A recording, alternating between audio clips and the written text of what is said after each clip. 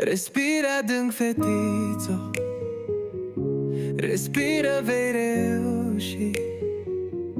Și nu-l suna și nu-i mai scrii. Te rog din suflet, scumpă, te implor. Chiar dacă arzi de dor, el a ales, el nu-i al tău. Eu înțeleg că îți este greu. Tu nu-l striga, tu nu-l chema, reconstruiește-ți inima. Să nu îndrăznești ca să mai plângi, el asta nu a meritat. Înțelege odată ferm din viața ta, el a plecat. Te rog, fetițo, nu ceda, el acum e alteia.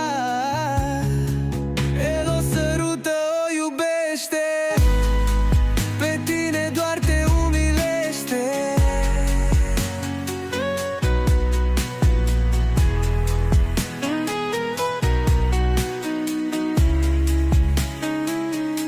Respira adânc, fetițo, respiră, vei reuși.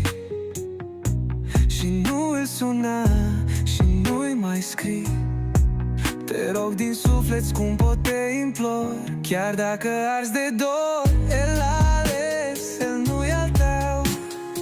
Eu înțeleg că îți este greu. Tu nu striga, tu nu-l chema, reconstruiește-ți inima. Să nu îndrăznești ca să mai plângi, el asta nu a meritat. Înțelege odată ferm din viața ta, el a plecat. Te rog, fetițo, nu ceda, el acum e alteia. El o sărută, o iubește, pe tine doar te umilește.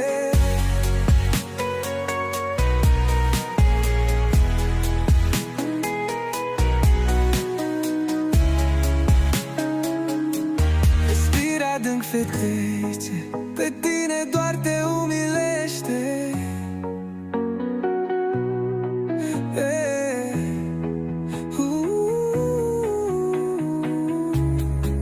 El o sărută, o iubește, pe tine doar te umilește. Reconstruiește-ți inima.